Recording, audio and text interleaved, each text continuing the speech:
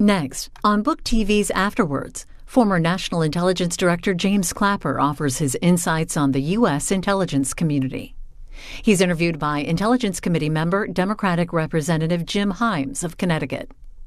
Afterwards is a weekly interview program with relevant guest hosts, interviewing top nonfiction authors about their latest work. Jim, thanks so much for agreeing to this interview. This is a privilege for me. We've sat across each other across the oversight chasm, and now we get to have this conversation about this remarkable new book you've written. Well, thanks. Thanks very much for doing this. It's an honor for me to have you do it. Yeah, and let's start a little bit about the person. The book's remarkable in some of the criticism of where we are today politically. Mm-hmm. It's got some really astute evaluations and good history of the intelligence community. Not surprisingly, not a ton on Jim Clapper, the person, beyond your early history. And let me ask you a question based on something that really struck me. I've been doing this for 10 years, 6 years on the Intelligence Committee, and I will tell you, you are the scariest guy to have as a witness, and not pretty all business. And my question is, though it may be sort of stereotypical thinking, military family, long tradition of being involved in the national security sphere, obviously doing some very, very tough work. You're not necessarily the first person I would think of as being an aggressive warrior for social issues, for LGBTQ rights, for thinking about the challenge of making sure Muslim Americans feel comfortable in our country. There's a striking moment in the book. First of all, you really emphasize that, and secondly, there's a moment in the book where you say you were almost in tears when President Obama made a statement about Muslims. So tell us a little bit about where that very, I guess, socially liberal notion comes from.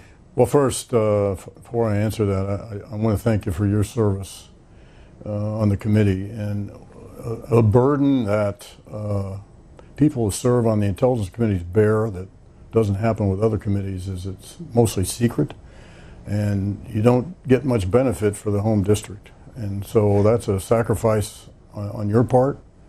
And I just want to say I always appreciated that.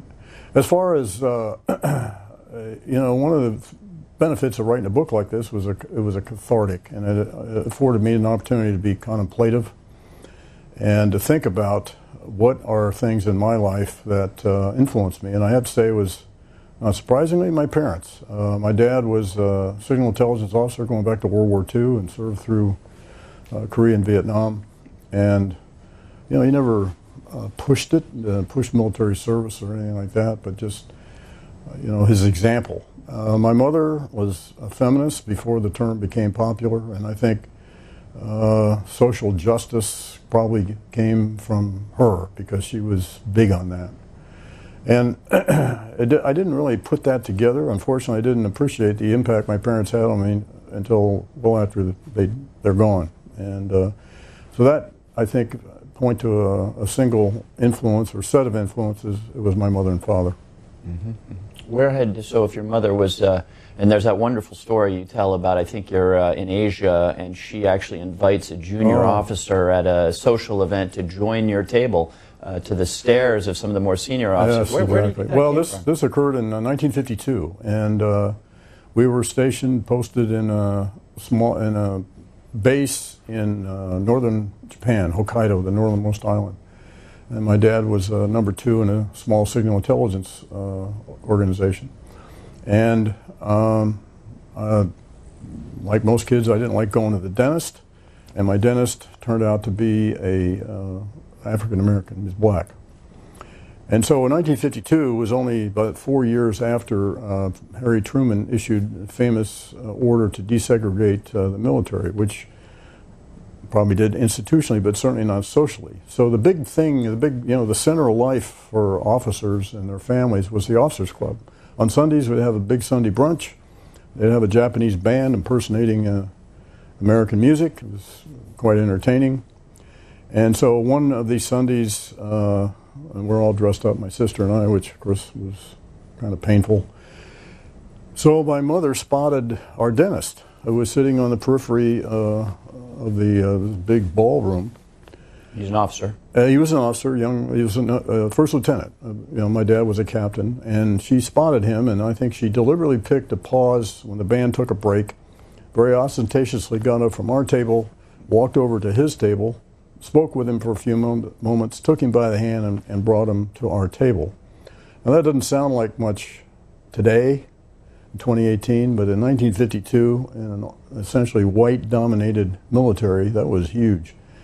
And she got all kinds of stares, and the room kind of went silent. And I'll never forget the look on my dad's face. It was a combination of admiration, amusement, and fear. And the reason I remember this incident, and he sat with us and we had Sunday brunch together. The reason I remember this incident, it was so indelible, is that my mother never said a word. She never talked to me about it after we got home. And she talked incessantly about lots of other things, which I forgot. But for some reason, the way she did that, and it stuck with me the rest of my life. Yeah. I was about 11 years old, I guess, when that happened. Yeah, and clearly that experience you had when you had to, early on, process a couple of gay professionals out of the service, that clearly made an impression on you as well. It did. I was then a young lieutenant myself. This is about 1964 or 5, and I was placed in the organization that managed the troop affairs for this Air Force command I was assigned to in San Antonio. And I was an administrative officer, which meant I processed a lot of Article 15s and this sort of thing. And I had occasion to have to process out of the service with a less than honorable discharge 2 outstanding young airmen who were outed in the barracks, 2 great Russian linguists that we lost. And I remember, I was a cog in the machine at the time, but I just remember thinking what a terrible waste that was, and it seemed to me to be very unfair. 20 years later or so, 25 years later, when I became 2-star general and a senior Air Force intelligence officer, I had a chance to, I think, atone for that when I had the opportunity to restore clearance for a civilian who worked for me at the time, who was gay, and I felt like I kind of maybe made up for the injustice done those 2 airmen some 25 years before. Mm-hmm. Mm-hmm. Now, before we get on to more professional topics, this is the era of the kiss and tell, of the dramatic biography of all sorts of, hardships overcome and alcoholism and you name it, all of the social maladies. There's 3 generations of clappers in this book, and there's not much there about the challenges of any of those families. So I got to believe that just like mine and most families, you probably had personal issues with kids, but none of that comes out. Is that a personal choice, or is this in fact a family of real Boy Scouts? We were blessed. Certainly, I was, because both my kids turned out great. My daughter's elementary school principal, has been for about 14 years. My son is a high school teacher and married to educators, and that's all due to my wife, because I was off, doing career things, and she was tending to the kids and did a great job. So we had that language a couple of times in the book, the kids that Sue raised. Yeah, exactly, and I'm the first to give her credit for that. Yeah. She did. And we had all the normal stresses and strains, particularly occasioned by so many moves. We did 23 moves in 32 years while I served in the Air Force, and the result was, for my son, 3 high schools.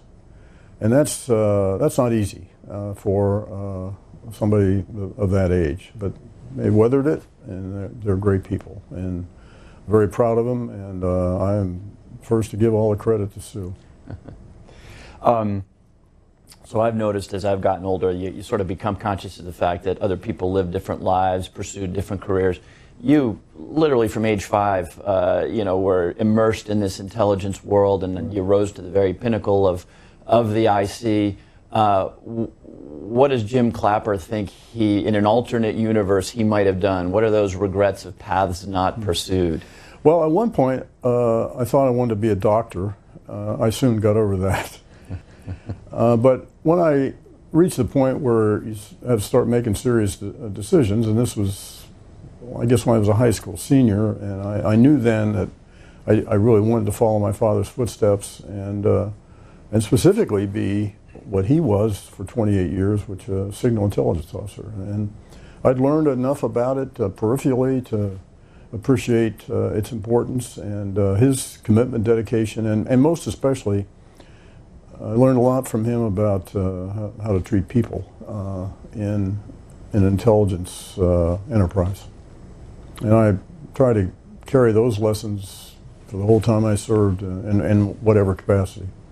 So maybe a doctor, that didn't happen. Was there any point across these many, many decades of service where you did try to retire a few times? That's in the book. Was there any point where you thought, this is my opportunity to leave and go do something totally different? The most miserable year of my life, both personally and professionally, was my first tour in Southeast Asia. I went to Vietnam early, 1965 and 66, and it was terrible. I had developed a great aversion to the war.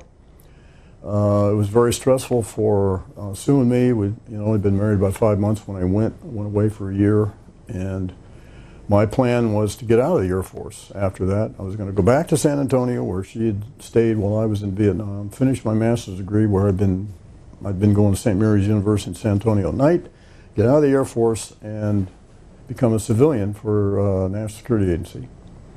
And I got sort of plucked out of anonymity and was mentored by some senior officers that made all the difference in the world for my life.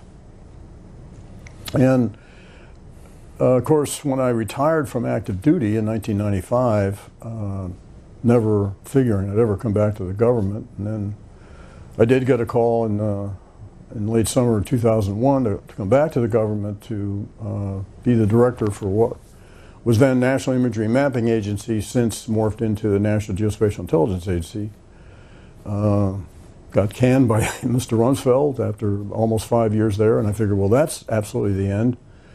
And I was out about 3 months, got a call from the Secretary of Defense, then Secretary of Defense Bob Gates, who succeeded Mr. Rumsfeld, asking me if I would just finish the Bush term, which would have been about 19 months as the Undersecretary of Defense for Intelligence in the Pentagon. Well, the 19 months turned into 3.5 years, and then after that I was asked to take on the job as Director of National Intelligence. All to say, none of this was planned at all. It just kind of happened. So it's not like I mapped this out on a whiteboard someplace about my career pattern. It just didn't happen that way. So now it's safe to say, based on the last 3 pages of your book, that this president is not likely to ask you to come back into service the way presidents have for about 40 years now. So you may have finally succeeded at retirement. You've obviously got a little period here of being an author. That's gonna take some time, but I know a little bit about what this life is like. This is a 24/7 life. This is separation from your spouse and your family all the time. Tell us a little bit about what that feels like. Now all of a sudden, I assume you're around the house. Sue's got to deal with you 24/7. That's got to be a new experience. So how does that feel, and what are your strategies for sort of, Jim Clapper version 2.0? Well, yeah, I don't expect to get asked to come back to the government. And my last birthday was in March, and I turned 77, so clearly I have rounded third base on the home run of life.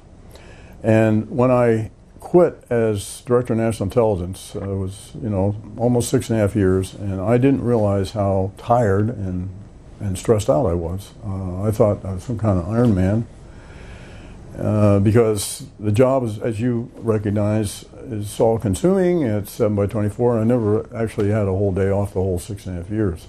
And it's actually quite liberating to be free of the day-to-day burden of worry and stress. And I find great satisfaction in things like little projects around the house. And last Sunday, my wife and I went to Home Depot and bought a bunch of plants, and I went and planted them. I'd never done that before in my life, and it was quite satisfying. Now I have a vested interest in those plants. So. That's actually quite pleasant. That's wonderful. That's wonderful. Okay, so now the thousands of IC professionals who have been watching this irritated at the personal questions, now they get their section in this. Let's turn to your sort of wise man observations on the intelligence community. Big picture first. You've obviously seen over half a century dramatic change in the intelligence community, as well as how the American public thinks about the intelligence community. So I wonder if you might talk a little bit about, we don't need to get into the details of what happened over the last 50 years, but what's the great unfinished work? Obviously a lot done after 9/11. What are the weaknesses that the IC has today? What are the changes that guys like you and me need to think about for the next 10, 20 years of intelligence? Well, I think a weakness that at least the 9/11 Commission came out with was the fact that the community wasn't as integrated and collaborative as it needed to be.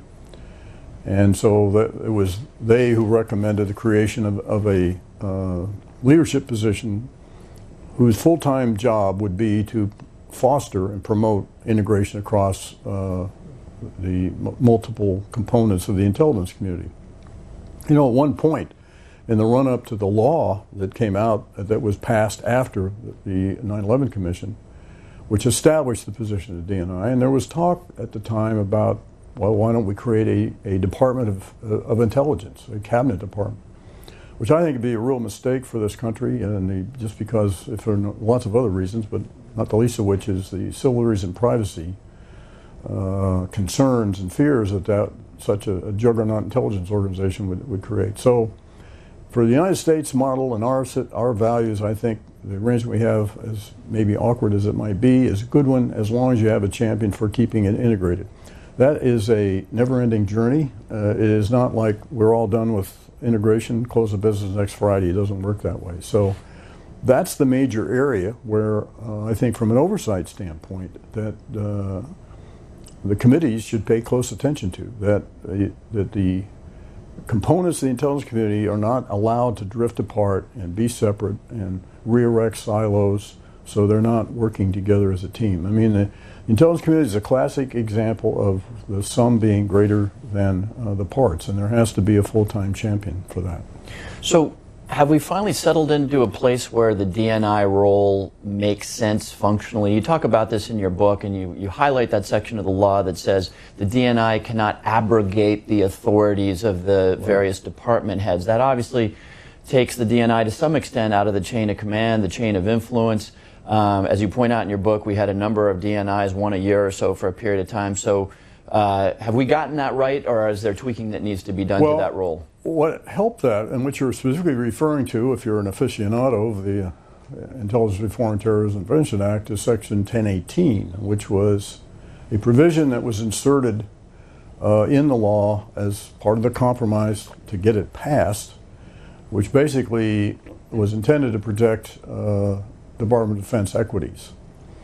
And what it basically said is that the DNI, the establishment of the DNI would no way cause the abrogation of any of the authorities and responsibilities of the cabinet secretaries who had components of the IC from their department. So this specifically applied to DOD big time because 4 of the major agencies are embedded in DOD. Some fixes have been made since then, notably in Executive Order 12333 revision, and some, I think, very creative and statesmanlike change that was made primarily at the behest of and under the leadership of Bob Gates when he was Secretary of Defense. Mike McConnell was the Director of National Intelligence, and I was then the Undersecretary. And we worked out an arrangement whereby I had the Undersecretary of Defense for Intelligence also wore a hat, if you will, for the Director of National Intelligence. Sounds bureaucratic, administrative, but it was actually a very important change because it basically helped to integrate those two staffs so that the equities of the Secretary of Defense and the DNI can be attended to. As well, the DNI does play a role in the hiring and firing of agency directors, where the Secretary of Defense has required to coordinate with the Director of National Intelligence whenever there is a nominee, if it requires Senate confirmation or an appointment. And so those things, and the practice that has evolved over time between the two organizations, I think has done a lot to kind of overcome the potentially ill effects of that section of the law. So my impression sitting on the other side of the rostrum always was that this problem that you mentioned of the various components drifting away, FBI going back to a place where they were at odds with CIA, my impression sitting across the rostrum was that it was working well, probably mainly because of the personal relationship that you clearly had with Jim Comey, with John Brennan, with Mike Flynn, although there's an adventure in that story there, with Admiral Rogers and, of course, his predecessor. So my sense was always that you guys made it work because you'd been working together for decades. I always worried that if you didn't have that personal history together, that maybe we'd have a problem. Is that fair? Yes, it is fair, and that is a concern. And yes, I think in my case, just having served a long time in the intelligence community, I knew everyone, the seniors, most senior officials in the community. I'd grown up with them, mentored many of them, had a lot to do with their placement in those positions. And so it all worked, I thought, pretty well. Again, I never, I knew that I didn't have a charter that I was going to be a czar or a dictator. And I was there really to be a facilitator, integrator, promote cooperation through persuasion or cajolery if I had to. And I try to reserve those occasions where I did have to decide something or issue direction, is to make that an exception, not the rule. And it's much better in this kind of a arrangement where you're striving to achieve consensus. Let's just spend a minute, because you bring it up in your book, on Mike Flynn. Obviously, at some level, a tragic figure, having ultimately pled guilty to lying to the FBI. You make the point in your book that as an officer, he was quite good until he found himself in a role that I think you acknowledge was the wrong role for him. But here's my question. All of you senior leaders in the intelligence community have taken slightly different paths. Jim Comey, pretty unique in terms of starting before the election. Now he's written a book. He's become a polarizing figure. John Brennan, a little more circumspect, but pretty aggressive lately. You make a statement in your book that is hardly complimentary to this president, I think has a longer view in mind.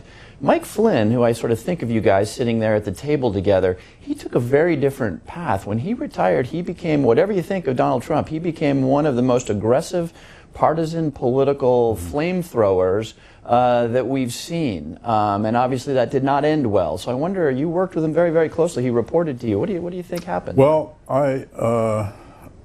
you have to salute Mike's 30-plus years in the military.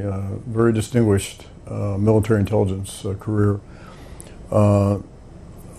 Has probably, spent more time deployed either in Afghanistan or Iraq than most of his Army contemporaries, and that is saying something. He spent a lot of time overseas. So, I salute that service yet today. I was a co-officiant at Mike's promotion ceremony to Lieutenant General, 3 stars, at the Women's Memorial in Washington. And he worked for me on the Office of Director of National Intelligence staff for about 11 months. I supported him for his selection as Director of Defense Intelligence Agency, an agency I had led in the early 90s, so it was a special concern of mine. And for one reason or another, it didn't work out. My concern was Mike's impact on the workforce and the morale of the workforce. Dr. Mike Vickers, who succeeded me as Undersecretary of Defense for Intelligence, also, of course, had a role to oversee the DIA, and for a different set of reasons. Mike Vickers grew very concerned, so we agreed to, let's terminate after 2 years when the normal term is a 3-year term. And Mike Flynn actually took it very well, very gracefully. I had a wonderful retirement ceremony for him in the summer of 2014.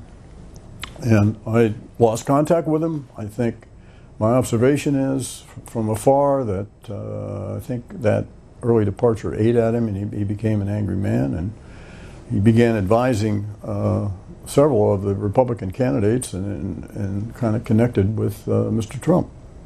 And yes, he became very outspoken, very doctrinaire, very ideological. And this raises a whole concern. You mentioned other names, John Brennan, myself, about our speaking out, whatever our views are, and that in itself is controversial. I acknowledge that, and it's certainly not a role that I anticipated when I retired from the military. I never would have thought of doing that, but I think we're under a different circumstance now, and I started just trying to defend the community. That's all I had in mind, and then that kind of evolved into perhaps a broader role, but not one I planned on or desired. But I felt after 50 years or so or more of defending the institutions and values of this country that I sort of felt like they're under assault. Mm-hmm. It must be painful, and we'll come back to this because there's a few more questions I have sort of on the structure and nature of the intelligence community, but it must be painful when reading your book, there's not a partisan word in there. You criticize some partisan activities on both sides of the aisle. But obviously now, John Brennan, I wouldn't begin to know how he's registered, and the stereotype is certainly that, national security types probably lean right, whether that's true or not. It must be very painful to see what I sense are efforts to defend the integrity of our process, saying, as you say, hey, lies will corrode our democracy. John Brennan standing up for the integrity of the CIA. It must be very painful to see the president's supporters say that that's a partisan or a political statement. How do you think about that? Well, it is bothersome, and it isn't partisan. This has much more to do, for me, and I think for John as well, is in defending those institutions and those values. And of course, the ones nearest and dearest to us are the intelligence community, and for John especially, as a former director of the Central Intelligence Agency.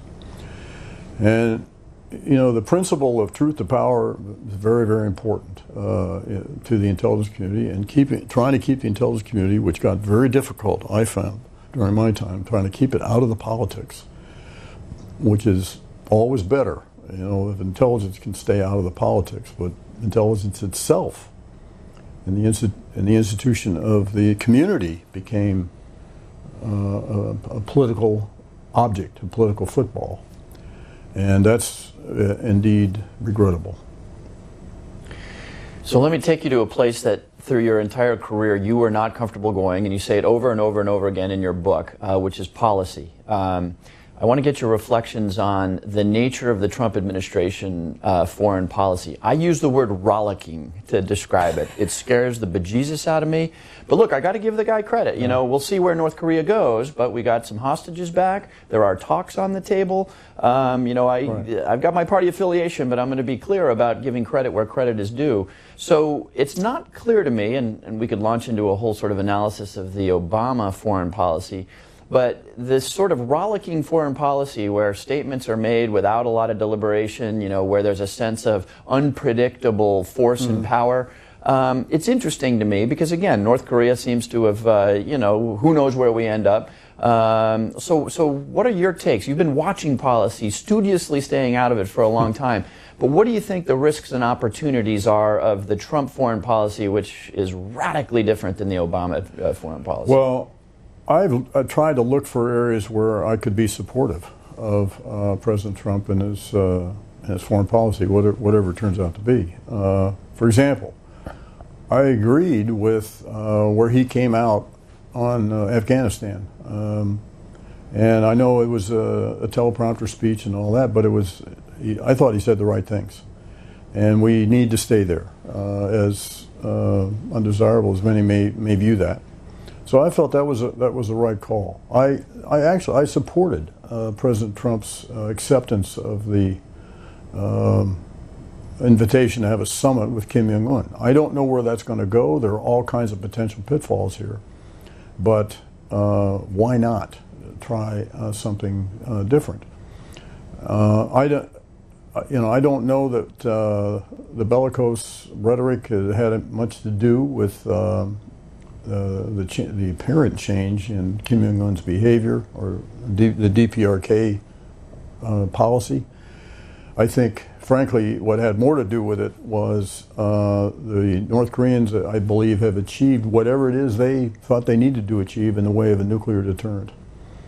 And as well, if anybody's going to get a Nobel Peace Prize, it ought to be President Moon of South Korea, whom I think is, if not the most, certainly one of the most astute presidents that in the history of the Republic of Korea.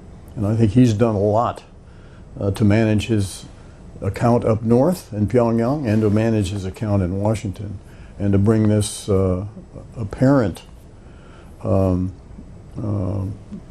calming of the stormy waters in terms of the relationship between North Korea and the rest of the world. So I'm hopeful there. I think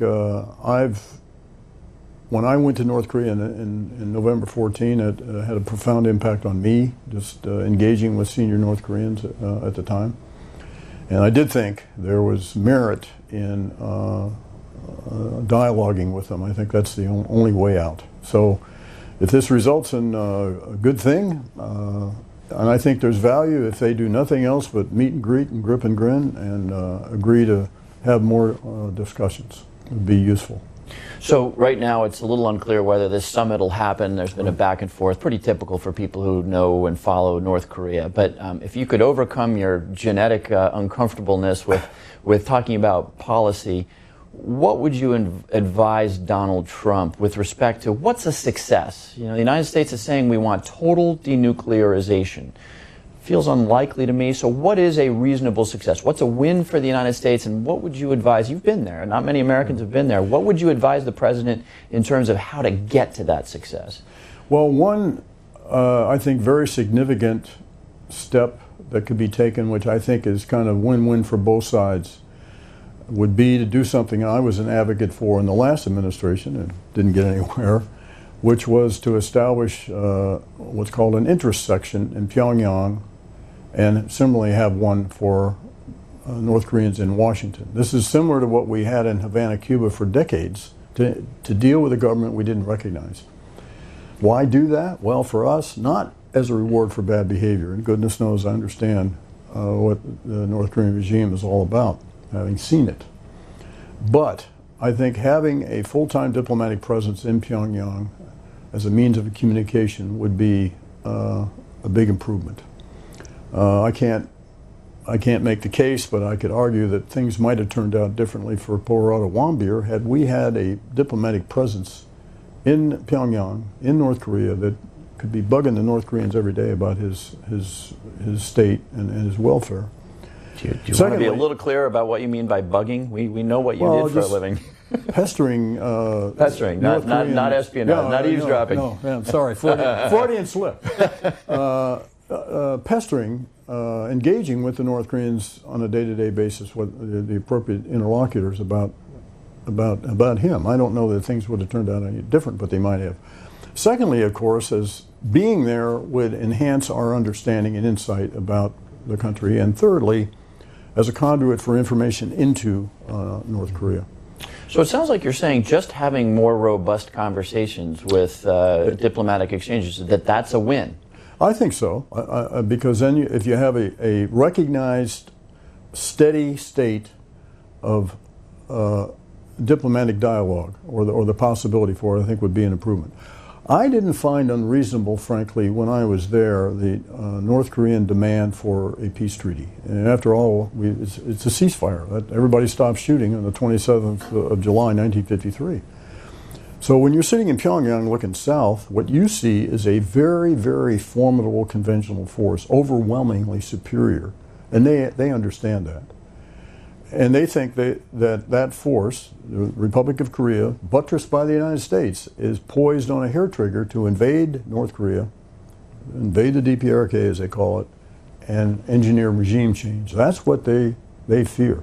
So a peace treaty, I think, at least to enter into negotiations for one, would be a good thing. Now when you say denuclearization, well, denuclearization could be a two-way street, because as the North Koreans might look at denuclearization, what they see is the extension of our nuclear umbrella over the Republic of Korea.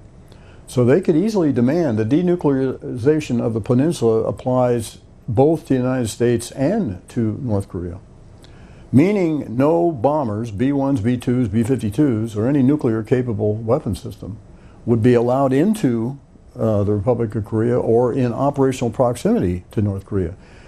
And I hope we're prepared to think about how we'd respond to such a demand. But I can easily see the North Koreans applying their definition of denuclearization of the Korean Peninsula by saying this applies both ways. Mm-hmm.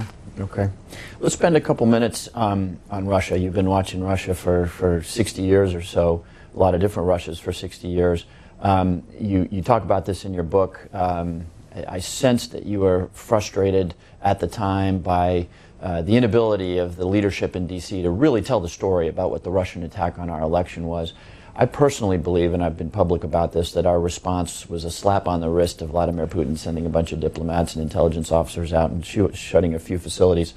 So again, if you're whispering in the ear of the president and you have 2 or 3 pieces of advice for how we need to deal with Vladimir Putin in the next 3 to 5 years, I'm not talking 10, 20 years, but 3 to 5 years, what is he doing wrong? What should we be doing? Well, first, I will say that with respect to our anemic reaction to the last administration, I put that in air quotes.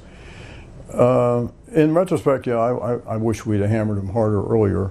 But at the time, the considerations that sort of tempered that was, first,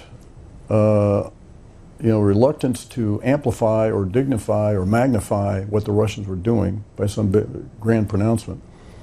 And secondly, given the partisan environment of the election campaign, not putting the hand on the scale, and President Obama, I think, was concerned about this, and understandably so, about putting a hand on the scale in favor of Secretary Clinton and to the disfavor of Mr. Trump. But be that as it may, what to do now? Well, one thing I think would be very useful is if, and I wish President Trump would find his way clear, to call out the Russians for what they did, and specifically Putin. Because this was orchestrated, the Russian meddling in our election was orchestrated by Putin because of his very strong animus towards the United States and what we represent and the threat he thinks we pose to them. He's a throwback to the Tsar era, and he has this grand vision of greater Russia and sees Russia as a great global power. And so I think, I interpret I always felt that what we did in the last administration was simply phase 1, and I had hoped that that would be reinforced by more stringent steps by the next administration, which sort of hadn't happened. What's needed, if I'm one more thought here, is the president himself needs to I think, and it can only come from him, galvanize the country and inject a sense of urgency about the threat posed by Russia. And what they did during our election was dangerous for this country and its institutions and its values. And that's the main reason, by the way, I've chosen to speak up, is the threat posed by Russia. Yeah, no, I certainly agree on that. And more, if the U.S. isn't speaking with one voice, we've got a problem. But let's get into sort of a little deeper treatment of what might be involved in a more robust response. A lot of people say that we need a more robust response. Why did President Obama allow the Russians to take Crimea? I sometimes will pose the question, well, I suppose it would have been an option to try to counter that militarily, put American divisions on the ground in Crimea to shoot at Russians. Is that what you want? And most people sort of back away from that. So what, between where we are today, you used the word anemic, I would agree with that in terms of the response, but between anemia and full-blown military conflict, what kind of tools do we have? One thing we could have done, perhaps, which I personally was an advocate for, but it wasn't administration policy, was to be a bit more aggressive about arming the Ukrainians. Eventually, that was done, not during the last administration. So you can do the coulda, woulda, shouldas, I guess, all day long about this sort of thing. You know, reversing what Putin did with Crimea, well, he was very opportunistic. I don't think any of this was on his mind, particularly until President Yanukovych, suddenly upped and left and went into exile in Russia. And I think Putin got very concerned about the vacuum, the leadership vacuum in the Ukraine and the drift of Ukraine towards the West, saw an opportunity to right what he considered a wrong that was done by Khrushchev way back in the 50s when he gave Crimea to Ukraine. So this is a long-standing, festering wound in, I think, Putin's mind. But it had been very difficult to push back because the Russian military was already there in the Crimea. Part of the deal was the naval bases, so the Russians had forces already embedded there. And, you know, the little green men thing that they did. So I think the one thing I could think of would be more forceful support to the Ukrainians, meaning more offensive weapons. That's one thing I suggested at the time. Okay. Let me shift gears here a little bit and talk about what brought us together at first, which is oversight. I'll tell people it's one of the best parts of my job because I think it's really important in a time of a dysfunctional Congress. And the way I explain this to my constituents, and you are very gracious to say that you don't get a lot of credit at home for it, I explain this. We've got an 80 billion-ish intelligence operation in this country, and it has organizations that do very dangerous things in secret, lethal things sometimes, certainly things, and I agree with your assessment that by far most, if not all, of intelligence professionals really keep an eye on the law and the rules, but those activities push right up against those rules. I'm still struggling, for example, with the president's decision to kill a U.S. citizen. I'm referring, of course, to Anwar al-Awlaki. I'm glad he is not amongst us anymore, but the idea that the president sitting in the Oval Office could say, I'm going to kill this U.S. citizen, that's got to sit a little uncomfortably with anybody. So I think oversight is really, really important. Your book, Bob Gates's book, both would suggest that sitting in front of Congress is far from your favorite part of the job. So let me ask you to talk a little bit about that in general, but for my colleagues and for the American people, what can we, as members of Congress, as people charged with oversight, what do you think we can do better? I suspect you weren't angry at us when you were angry at us because, you know, we were giving you a tough time. I suspect you were angry because you thought we weren't doing oversight well enough. Well, yeah, I angry or disappointed maybe. I was around when the committees were stood up. I was in the Intelligence Committee and lived through Church Pike, and then when the committees, both committees were... This is the Church Commission, which was a response to the... Well, many of the abuses that occurred... Assassination attempts and this sort of thing. And during and after Vietnam, and using national intelligence resources to spy on American citizens. And that's what spawned the two committees. And I think the House Permanent Select Committee for Intelligence stood up, I think, in 1976, and the SSC, Senate Select Committee for Intelligence, a year later.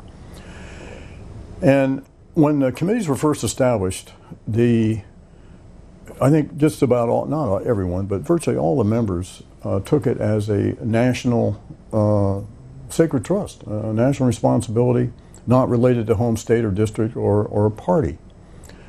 And I think that pretty much prevailed the first 15 or 20 years, and gradually over time, the partisanship that has infected the Congress generally has sort of, you know, invaded the committees, particularly not so much the Senate Intelligence Committee, which has remained bipartisan, but particularly the House, and that's not good for the Intelligence Committee. The Intelligence Committee needs oversight.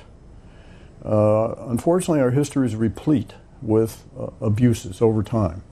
If you go back over the life of the Intelligence Committee, so we need that oversight, that independent, autonomous oversight. Is what we're doing legal, ethical, moral, and in accordance with American standards and values? And that, to me, should be the main purpose of those committees, and not, I think, what sometimes happens, my experience, and several incumbencies in the Intelligence Committee, where it kind of devolves into micromanagement. where essentially people want to do the job of seniors in the intelligence committee for them. And that's not good either, because I think you have a tendency to lose sight of the big things, the important things, is what the community is doing is legal, moral, and ethical, which is how they started in the first place. And the issue you bring up is a case in point. That is an important issue. So I think the message here is the committees are credible and effective when they do things on a bipartisan basis, because that has credibility both within the intelligence community and I think for the rest of the country. Committees have a special burden, as I said earlier, because they have to represent all of the voters, the American people who, can't have access to, all the secrets.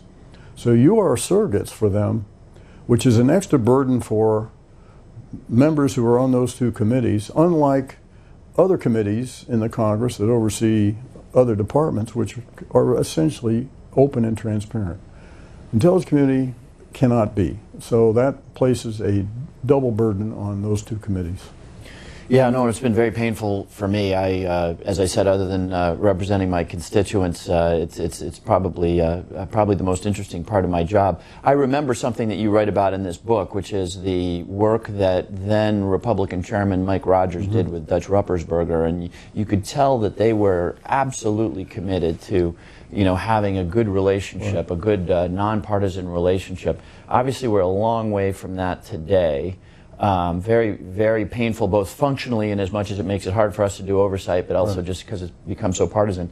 I spend my day thinking about this. What's your take on what happened to the House Intelligence Committee? What did it look like from the outside? Well, first of all, you're quite right about, and there have been other eras, but certainly when Chairman Mike Rogers and Ranking Member Dutch Ruppersberger were running the committee, it did things on a bipartisan basis. That's not to say they agreed on every issue. They didn't. Right. And it's certainly not to say that they were, handmaidens of the Intelligence Committee.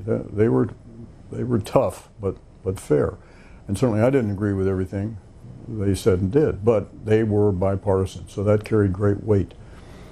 But now we're in the unusual situation on the HIPSI, where you have one party aligned with the White House, which is kind of strange, because the way it's supposed to work, three co-equal branches of the government, and the legislative branch is supposed to oversee the executive branch, not align with it. And it's just a very unusual situation that I don't recall quite another instance of it in the history of the committee. And it's long run, it is not good. I don't think for our system, and it's certainly not good for oversight.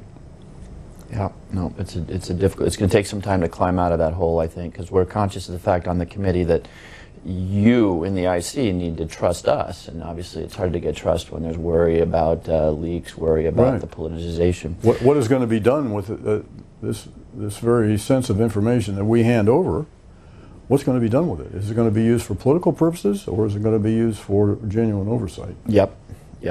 The book is called Facts and Fears. Facts. A big theme in the book is how challenging it is. You spent your life, as you said, trying to deliver truth to power. When facts become subjective and we don't agree on facts, that's obviously a threat to our democracy. A lot of people talking about that. How serious is this historically? You've got a perspective, and I read my history, and you read the newspapers of 100 years ago. They were pretty awful in terms of facts. So are we in a place now that we've never seen before, or is this just an echo of something that happens every once in a while? Certainly not in my memory. As I've lived 50 plus years of history of the intelligence community, I don't recall quite a similar circumstance. I lived through Watergate.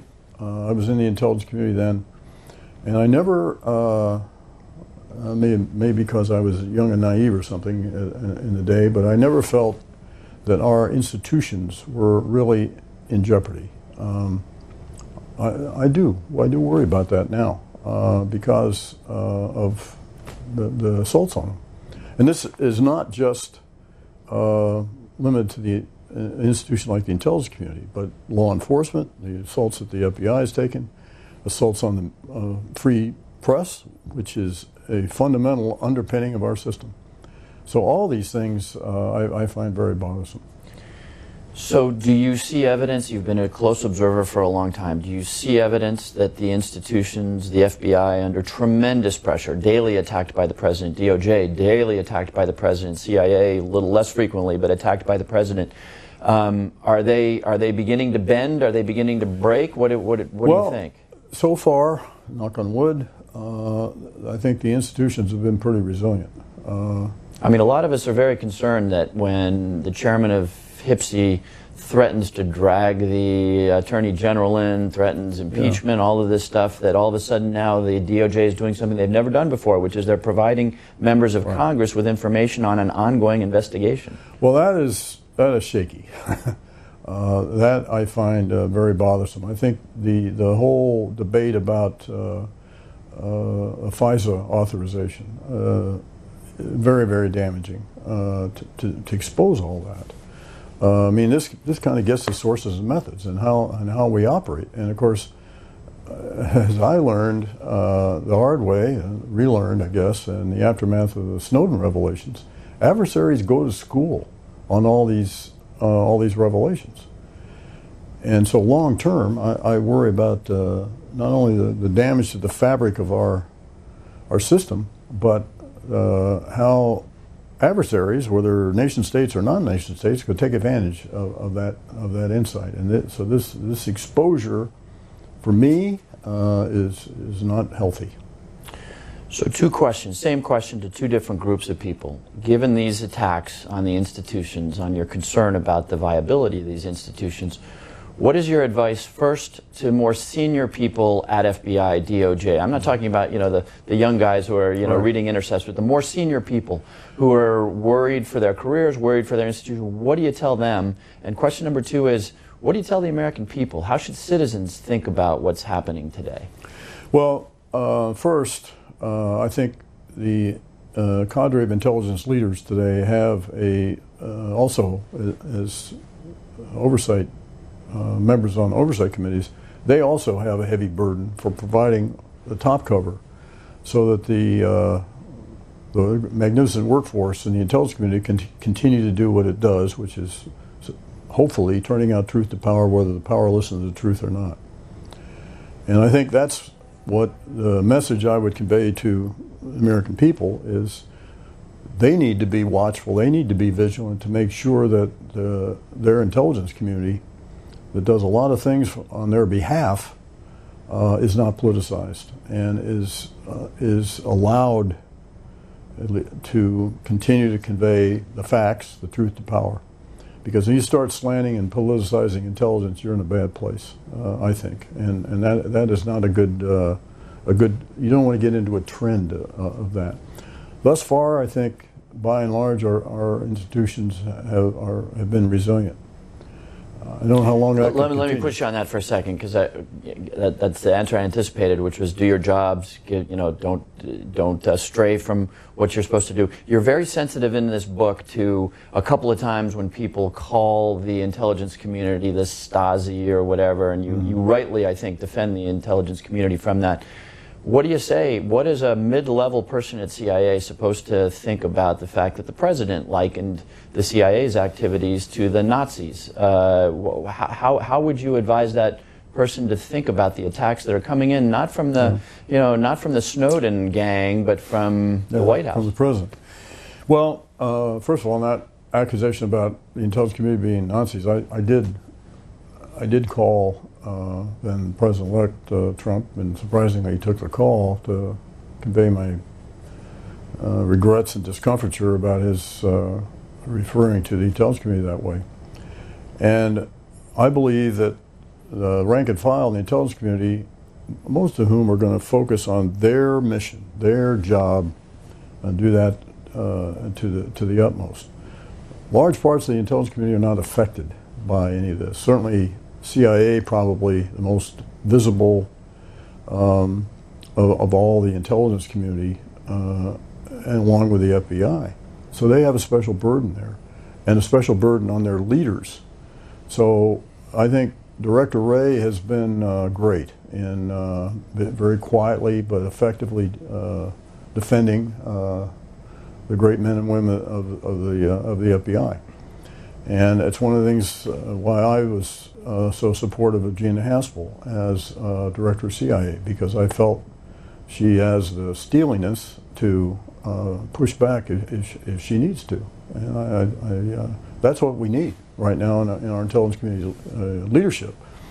And again, that's an extra burden that they haven't had to bear in the past. So we're almost out of time. Two questions, neither of which is easily disposed of. But the first is, the people who want to paint the intelligence community as politically biased, of course, as the president did, point to the intelligence leading up to the Iraq War. You're very frank in your book. You say, my fingerprints were on that assessment.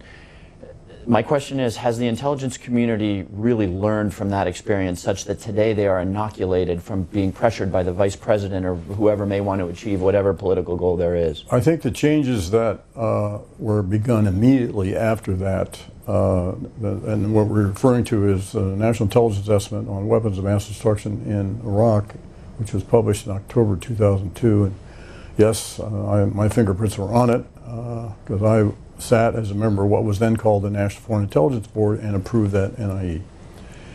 And we set about immediately to make changes and enhancements to ensure that we don't repeat such a thing.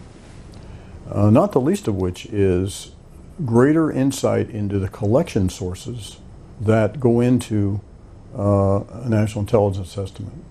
So for a small example, when we conduct a National Intelligence Board to vet and approve, that's the apex, to approve a National Intelligence Estimate, which is the senior most intelligence document that's provided to the President and other senior policymakers. One of the first things we do at that meeting is to review all the collection sources that were used. And each agency has to certify the veracity of those collection sources. And if any of them went bad that we since learned about, you have to know about that.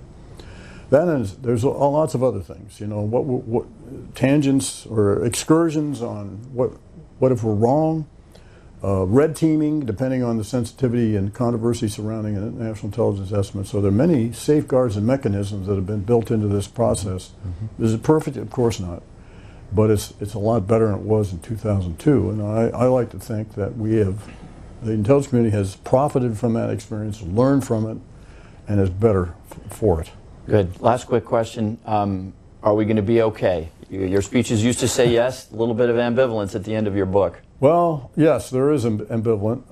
My collaborator, Trey Brown, and I, the only argument we had for the whole book was over the last 3 pages. And we wrote a very dark ending, a very happy face ending, and ended up somewhere in the middle by simply citing other traumas that the country has endured and emerged from, notably the Civil War and, you know, my experience of Southeast Asia. And over time, we emerged the better for having endured those traumas. And I think so will it be in this case, too.